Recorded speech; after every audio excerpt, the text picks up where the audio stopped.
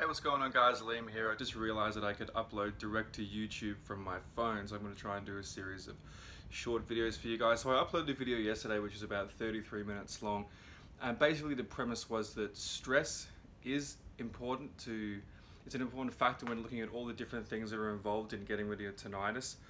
However, it is one of many, and we spoke about mold, we spoke about fasting, we spoke about mitochondria inside the hair cells. You can go look up mitochondria inside the hair cells for a diagram yourself to double check everything I say.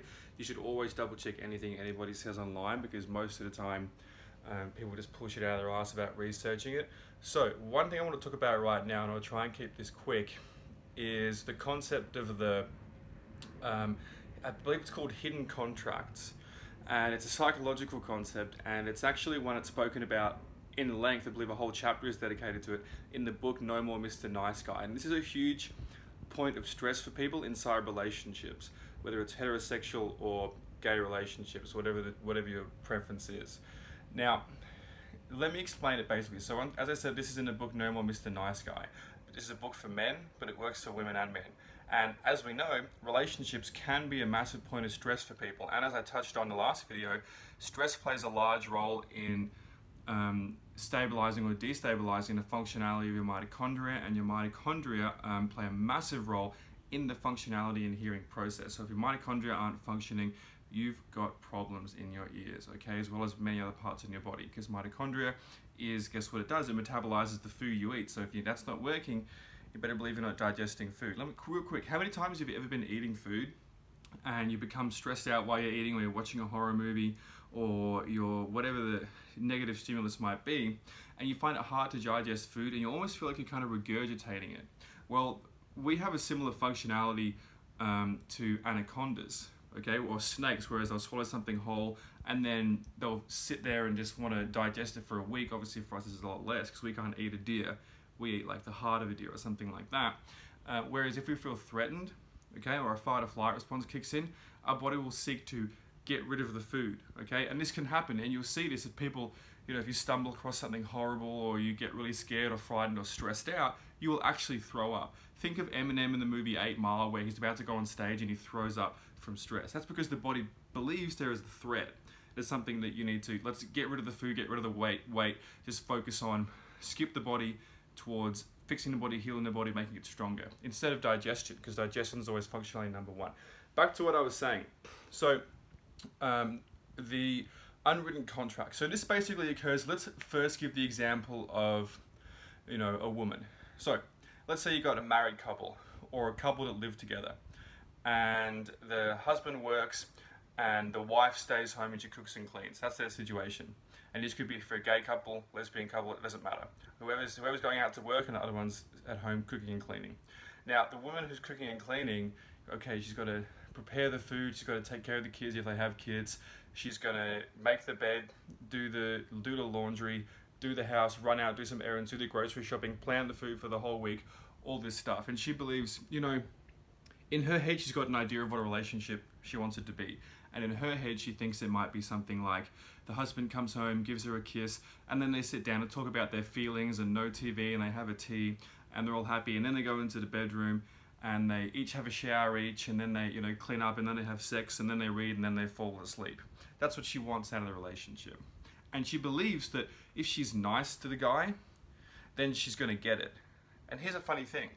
She is setting her own rules for, okay, so I'm going to do this, and this should equal this, because that's what I've got in my head in terms of a relationship. But is that going to happen? Maybe, if the guy's a mind reader, but no, it's not going to fucking happen. And even if it does, not every day, because the guy doesn't know, okay?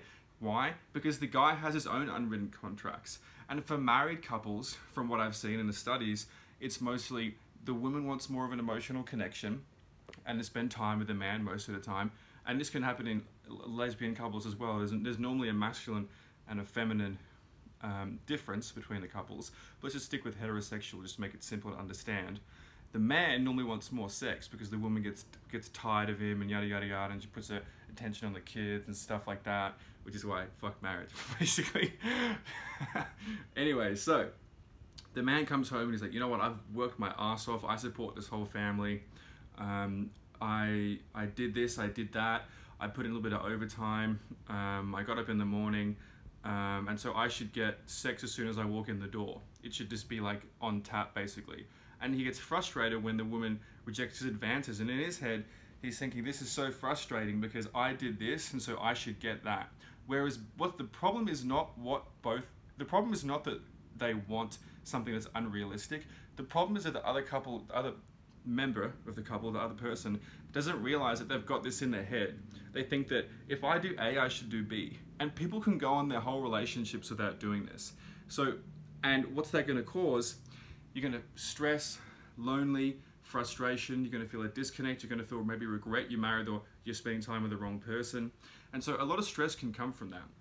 So what I would advise you to do, and what I do, even though I'm not married and I never fucking plan on getting married, no thanks, to each their own though, but what I normally do is you can set the boundaries very early, or you set what happens very early.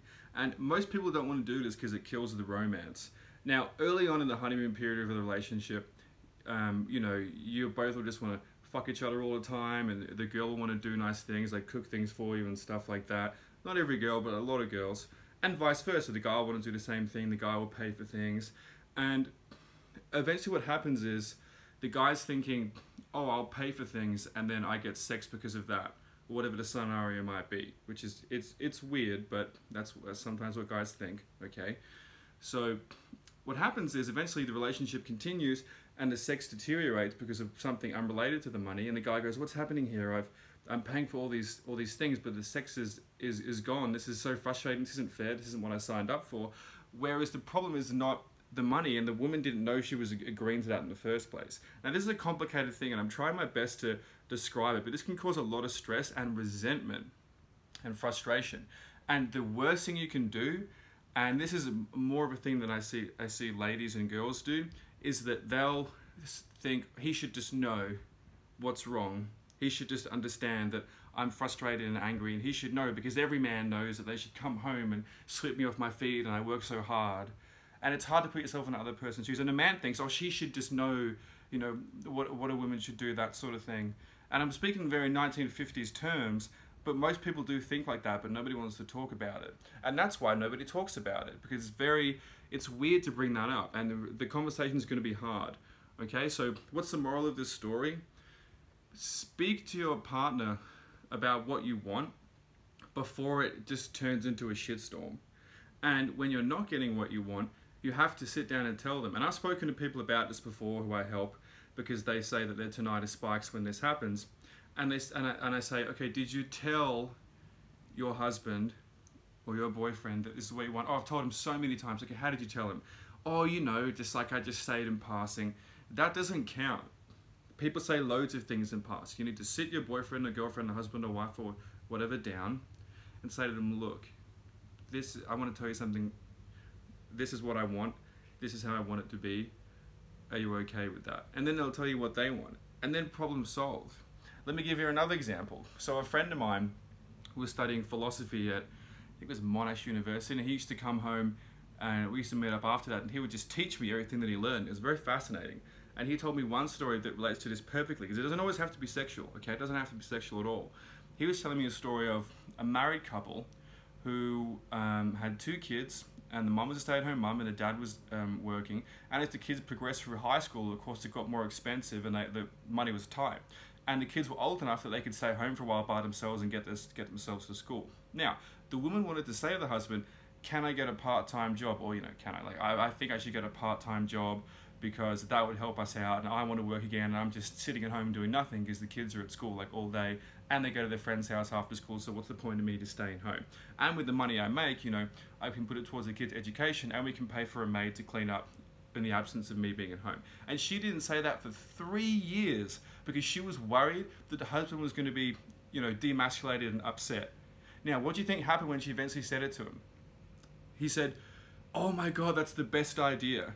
Like, I've been wanting to tell you the same thing for 3 years, but I just didn't want you to think that I was a loser. I didn't want you to be like, you know, offended because we had such a good thing going. And they were like, yes, and they were so happy. And there was so much stress in those 3 years that they had to go to therapy because they had to fix the problem. And this was a psychological case study that's spoken about a lot, which is that if you tell somebody what you want, not always they want the same thing, but it's obviously they want the same thing, but most of the time you will just come to a resolution. Now we can talk a lot about how people will manipulate you and take advantage of you and play the victim, and anytime that happens, you know, that's a bit of a red flag and you shouldn't even be in that deep. But I hope you got some lessons from this video. I'm going to try and upload it now, but the moral of the story is just be, as soon as somebody gives you a bit of shit, or as soon as that's probably not the right thing to say about that, but as soon as somebody, you know, does something that you don't like, again and again, because once off, like, what's the fucking problem, right? But a couple of times, once off, it's beginning to become a pattern, you have to tell them straight away. Don't interrupt them at work or when they're at home. And, you know, as soon as they walk in the door, don't just go, oh, I've got to talk to you about something. That's really annoying. You know, the home should be a relaxing place. But you got to bring it up sometime. And, you know, bring it up within 3 days is normally the thing that I like to advise. Now, I'm not a relationship coach, but this will help bring down the stress. And as we know, stress is related to tinnitus. So I hope this helps. And share this video and like this video. And also, I'm going to be doing more videos like this. So if you want more of these, click subscribe down below. Talk soon.